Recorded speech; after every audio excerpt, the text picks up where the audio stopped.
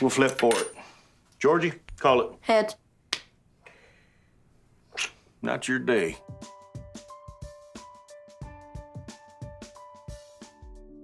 Number 10, setting up the timeline for Georgie's future. Pretty much from the moment Georgie and Mandy became an item, it felt like Young Sheldon was already setting the stage for their next spin-off. I just wanted to be here. Really? Yeah. That's what we wanted to. You could argue the idea might have been floating around in the writers' heads ever since Georgie and his dad made this bet. Georgie, I'll bet you $1,000 you're married before you're 25. You got a bet. Feel like I'm stealing your money.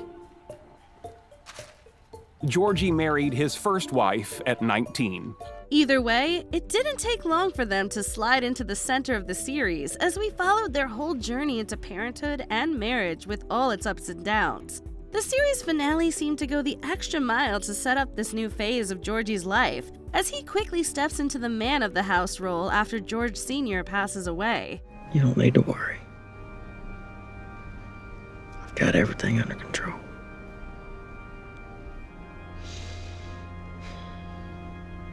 Won't let you down, Dad.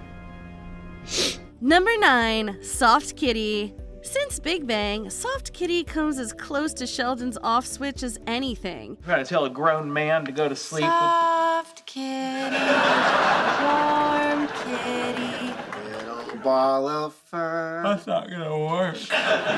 In Young Sheldon, we see Mary sing it to him when he's sick. But the moment that really matters is Sheldon singing it to his niece when she won't stop crying. Then in First Marriage, we hear Georgie sing it to his daughter to help her sleep. Soft kitty, warm kitty, little ball of fur. Happy kitty, sleepy kitty, purr, purr, purr. On one hand, it's a sweet little reminder that baby Cece is fully folded into a long-standing Cooper family tradition. But even more than that, it feels like one of the few threads connecting her to her uncle, someone she probably won't grow up knowing beyond the stories the family passes down. Happy kitty, sleepy kitty, purr, purr, purr. Are you freaking kidding me? I'm not happy about it either. Number 8, work versus family. Mandy and Georgie get into an argument when Georgie starts talking about expanding their family, while Mandy's energy is firmly on her career right now. I don't want to have another kid right now. Well, when? I don't know. But someday? I don't know. So maybe not someday? Maybe not. Well, what if I'm not okay with that? Well, too bad. It's my decision. It's not the first time this very real and relatable conflict has shown up for them.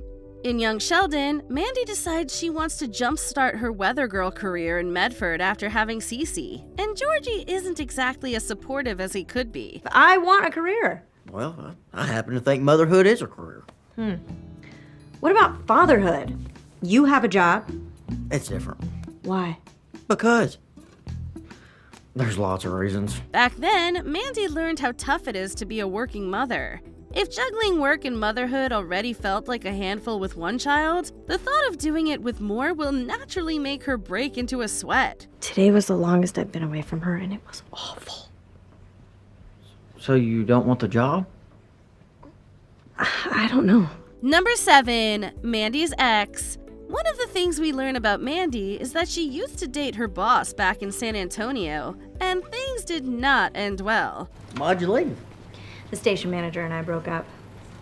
But now his new girlfriend gets to be on TV at 8:30. Well, now Scott is back in her life and has once again offered her a job. While she accepts, she neglects to tell Georgie who her new boss is, which inevitably leads to drama. Scott apologizes to Mandy for the way he handled things back in San Antonio. I'm sorry. I handled that badly, and you deserved better. Thank you. However, we do have to wonder if there's more to the story Mandy initially told Georgie, because we're not sure we'd want to work for someone who could send us packing the moment someone else turns their head. Well, we're not going away. It's a work trip. Right, but when you and I first got together, it was on a work trip. Well, that was different. I was single then. I wasn't. Number 6, the foundations of a marriage. There's no getting around the fact that the way we handle relationships usually come from what we saw growing up. Did I want to get stuck coaching high school football? Did I want to live across the street from your mother?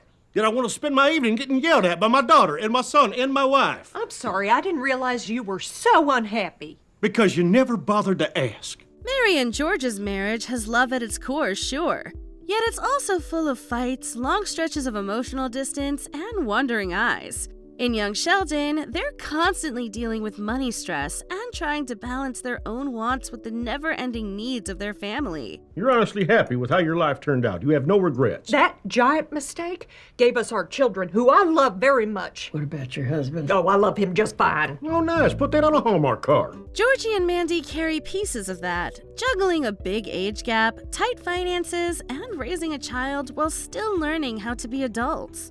Honestly, the fact that the McAllisters is bickering during Thanksgiving makes Mary miss George speaks volumes. Your father and I used to argue about him getting drunk on Thanksgiving, and I'll never get to do that again. You miss arguing with Dad? Yes. Number 5, Georgie and Sheldon's relationship. This one probably goes all the way back to TBBT when Georgie tells us what life was like after George passed. Who do you think took care of everything? Mom did. Mom always took care of everything. Mom was a mess. Missy was a dumb teenager. I had to look after both of them. We also know that once Sheldon heads to Pasadena, the distance between the brothers only grows. Looking back at all the ways Georgie watched out for Sheldon, it just doesn't feel like that alone would be enough to crack their bond. Georgie even mentions calling Sheldon for help while he's trying to get ahead in the tire business. I learned how to say hi in Korean. Annyeong.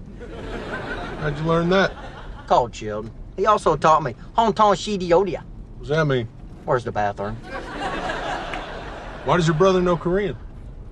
Why does he know Klingon? And sure, Sheldon isn't exactly the most reliable narrator, but that almost makes it tougher to swallow, knowing Georgie was there for him far more than he ever realized. Stats report.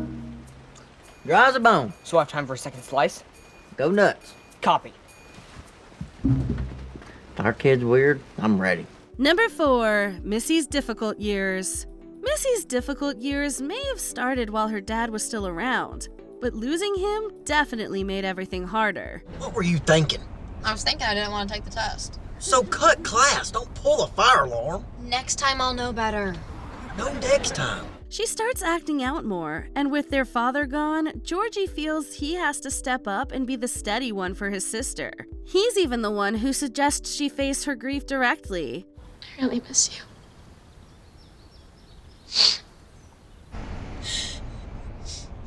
Feel better? No, you jerk! When Missy sits at their dad's headstone, we're reminded of every daddy-daughter moment and all the times he was her anchor. And through it all, Georgie was there for her too. In the spin-off, we see how years of him having her back have turned into a bond where Missy knows her big brother will always be there for her. Did you hang it on your wall? Get out of here! I'm telling people you cried. Number 3, the road trip. As Georgie sets out on a road trip with his father-in-law, he decides to invite Connor along for the ride, seeing the parallels between Mandy's brother and his own. Growing up in my family, nobody really understood Sheldon. Sometimes I wish I tried harder.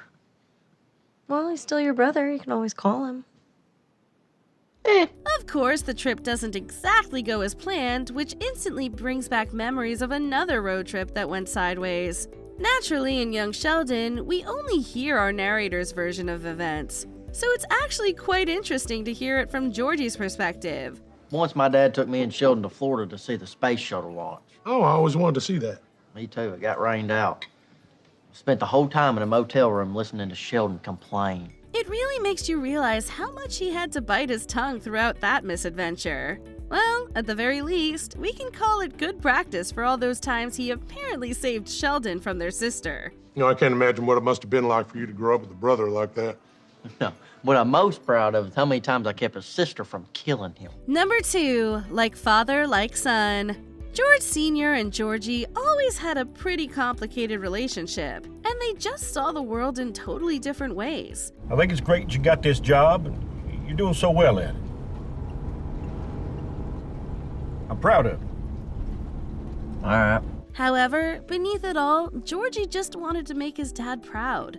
After George Sr. dies, Georgie feels that he has to step into that man of the house role, trying to figure things out the way his dad would have. My brother tried to fill the vacuum created by my father's passing. $3,500. You do realize we're talking about the beloved head coach of a winning football team. In the spin-off, you really feel how much he misses his father and how much more he appreciates everything George Sr. did for their family. It almost feels like the show is going the extra mile in doing damage control for the version of George Sr. that Sheldon remembered. I'm worried if I work myself into the ground, I won't be around for my daughter. I get that. Because I want to be there when she has kids. Well, hopefully it's a lot later than when you had kids. From your mouth to God's ears. I did a good job raising you. Number 1. Father-son talks in the truck. In First Marriage, we see that Georgie has inherited George Sr.'s truck. Fair enough, Sheldon can't drive, and we can guess why Missy wouldn't get it, but there's more to it than practicality. You're not driving my truck. Come on, just here in the parking lot. No! Please, Daddy. I know what you're doing. Creating memories that'll last a lifetime? Even if it wasn't in that truck specifically, George and his kids shared plenty of important moments while on the road. You get that I was doing this for the baby, right? I do. Which, when you think about it, could be a reason to be proud of me. Take some time. Think about it. For Georgie especially, it almost feels like he's hanging on to a piece of his dad, taking him along for the ride even if he's not physically here anymore. And honestly, it's hard not to get a little emotional thinking about George still being part of his family's life in such a simple, everyday way. Come on. You've got a good head on your shoulders. Why don't you try using it? Listen to you. You sound like Dad. Well, genetics. Which Young Sheldon moments have you revisited since watching First Marriage? Let us know in the comments.